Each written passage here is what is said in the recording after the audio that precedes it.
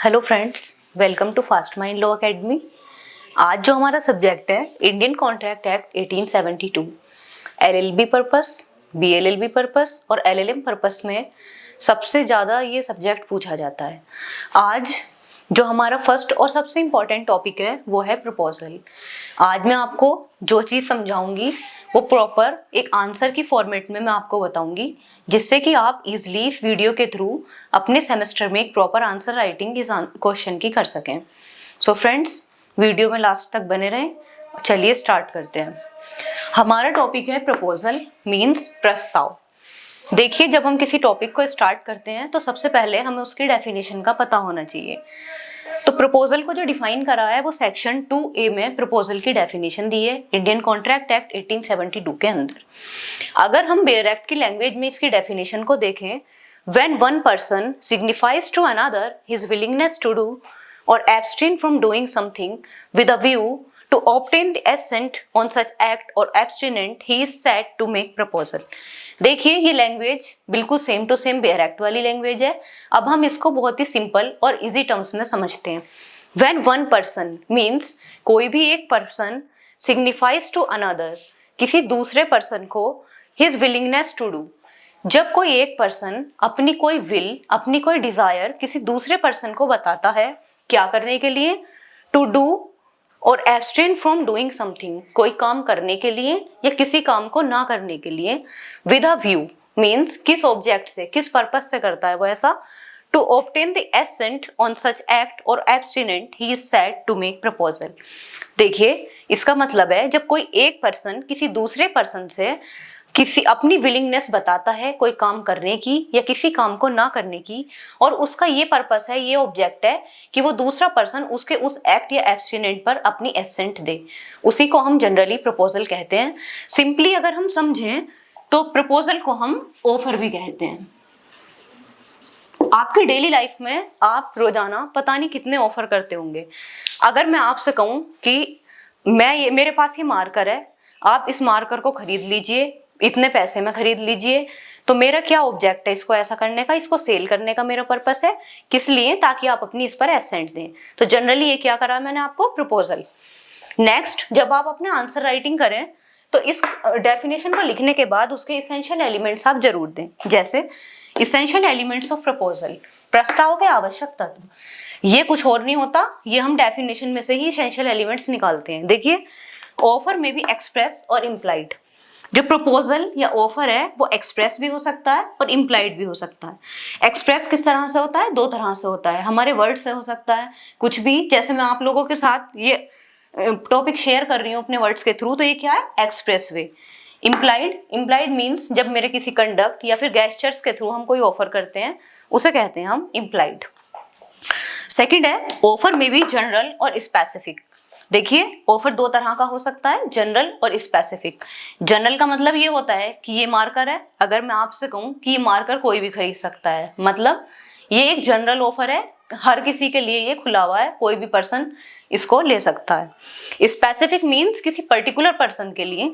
जब हम प्रपोजल किसी पर्टिकुलर पर्सन को करते हैं इस व्यू से कि वही पर्टिकुलर पर्सन उस पर अपनी एसेंट दे, उसको कहते हैं हम स्पेसिफिक।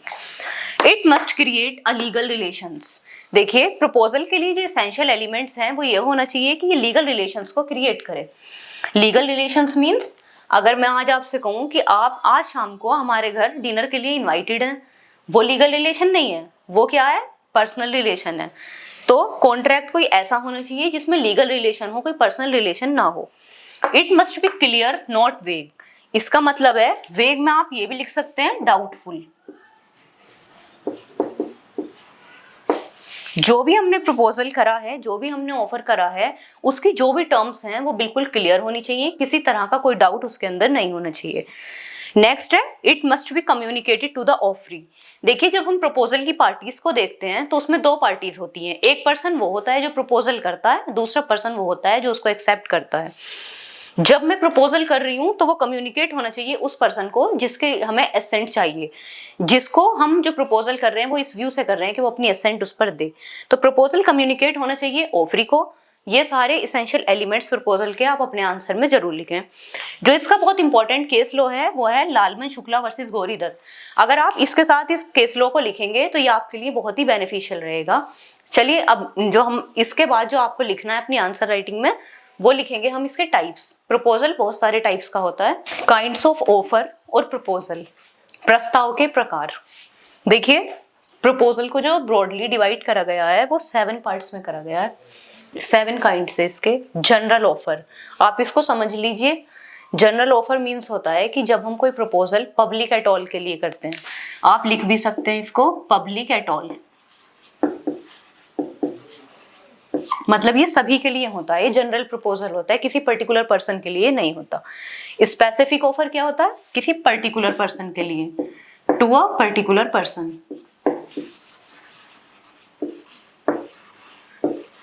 केवल एक पर्टिकुलर पर्सन के लिए ही ये ऑफर करा जाता है। एक्सप्रेस ऑफर बाय वर्ड्स,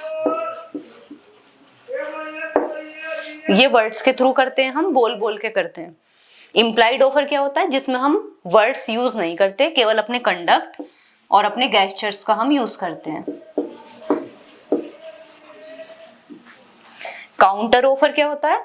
मैंने आपको कोई ऑफर करा, अपनी सारी कंडीशंस लगा के वो मैंने आपको ऑफर करा, लेकिन आपने उसको एज इट इज एक्सेप्ट नहीं करा, आपने उसमें अपनी तरफ से कोई अदर कंडीशन इंपोज कर दी, तब उसको कहते हैं हम काउंटर ऑफर। क्रॉस ऑफर क्या होता है? जब दो ऑफर सेम टर्म और कंडीशन के क्रॉस कर दें एक दूसरे को सेम टाइम पर, तब उसे कहते हैं हम क्रॉस ऑफर। नेक्स्ट है स्टैंडिंग ऑफर।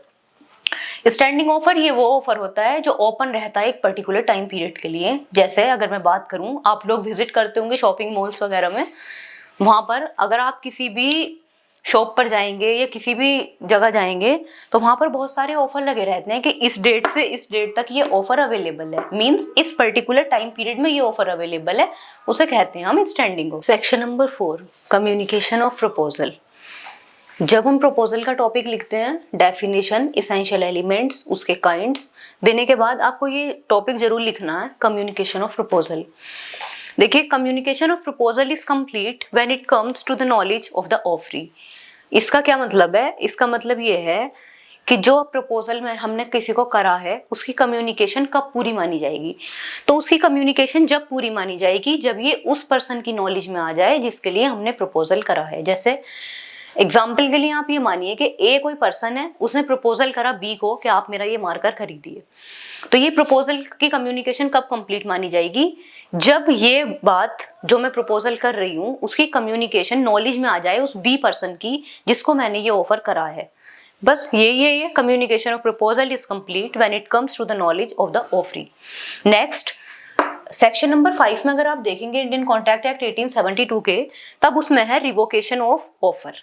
जो भी आपने ऑफर ये प्रपोजल करा है, अब ये नेक्स्ट क्वेश्चन अराइज होता है कि क्या हम उसको रिवोक भी कर सकते हैं। देखिए जब आप इंडियन कॉन्ट्रैक्ट एक्ट देखेंगे तो उसमें ये वर्ड जो है रिवोकेशन कई बार आपको देखने को मिलेगा। तो रिवोकेशन का जो सिंपली मीनिंग है वो है कैंसिलेशन। अब ये क्वेश्चन अराइज होता है कि जब हमने किसी को प्रपोजल करा तो हम उसको रिवोक भी कर सकते हैं या नहीं। तो हम रिवोक कर सकते हैं, लेकिन उसकी क्या कंडीशन है? It is valid before the offeree put the acceptance in the course of transmission and it is out of reach to stop it। इसका मतलब ये है कि जब आपने ऑफरी, ये वो पर्सन है जिसको आपने ऑफर करा है, जिसको आपने प्रपोजल करा है, अगर ऑफरी ने जो है अपनी एक्सेप्टेंस उस प्रपोजल पर दे दी है और वो उसकी पहुंच के बाहर हो गया है, अब मतलब वो ऐसी सिचुएशन अराइज हो गई है कि अगर ऑफरी खुद भी चाहे तो वो उसे नहीं रोक सकता उस एक्सेप्टेंस को, तब रिवोकेशन ऑफ ऑफर या कैंसिलेशन ऑफ ऑफर केवल जब तक ही वैलिड है जब तक कि वो उसकी पावर में है।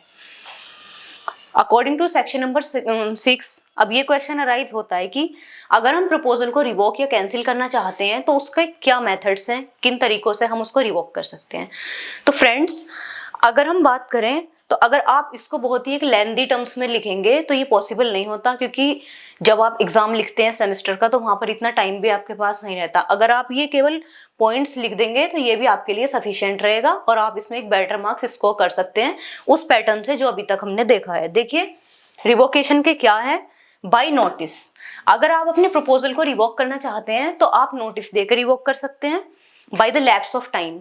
जैसे हमने बात करी थी स्टैंडिंग ऑफर की, वो एक प्रेस्क्राइब टाइम पीरियड के लिए ही ओपन रहता है। अगर वो टाइम पीरियड लैप्स हो जाता है तो वो ऑटोमेटिकली ही रिवॉक हो जाता है। थर्ड क्या है, failure to fulfil the condition precedent. अगर आपने कोई प्रपोजल किसी कंडीशन लगाकर प्रपोजल करा है, प्रीसिडेंट का मतलब होता है पहले कंडीशन लगाइए। अगर आपने पहले से कोई कंडीशन प्रपोजल में लगा दी है कि अगर ये कंडीशन फुलफिल हो गई तब ये प्रपोजल होगा, और वो कंडीशन फुलफिल नहीं होती है, तब वो प्रपोजल रिवोक माना जाएगा। फिर है डेथ और इंसेनिटी, डेथ और इंसेनिटी ऑफ द प्रपोजल। जिस पर्सन ने प्रपोजल करा है, ऑफर करा है, अगर उसकी डेथ हो जाए, वो इंसेन हो जाए, पागल हो जाए, अनसाउंड माइंड हो जाए, तब भी वो प्रपोजल रिवोक ही माना जाएगा, क्योंकि अब वो इतना कैपेबल नहीं रहा है कि वो उस प्रपोजल को आगे कंटिन्यू रखे। नेक्स्ट और लास्ट जो हम आज बात करेंगे वो है offer not accepted in the prescribed mode. जो ऑफर करा गया है, जिस मोड में ऑफर करा गया है, अगर ऑफरी ने उस प्रिस्क्राइब्ड मोड में उसको एक्सेप्ट नहीं करा है तब भी वो रिवॉक माना जाएगा। तो फ्रेंड्स, आज का जो हमारा टॉपिक था वो प्रपोजल था। सबसे पहले हमने उसकी डेफिनेशन को देखा, उसके एसेंशियल एलिमेंट्स को देखा, उसके काइंड्स को देखा, उसकी कम्युनिकेशन कब कंप्लीट होगी, उसका रिवोकेशन कैसे होगा, उसको किस मैनर में हम रिवॉक कर सकते हैं। अगर प्रपोजल से रिलेटेड कोई भी क्वेश्चन आता है तो आप इस मैनर में आंसर फ्रेम करने के बाद एक बेटर स्कोर अचीव कर सकते हैं। तो फ्रेंड्स, थैंक यू वीडियो में बने रहने के लिए, और आगे जो भी हमारे नेक्स्ट टॉपिक होंगे प्लीज आप उनमें भी हमारे साथ जुड़े रहें। Thank you.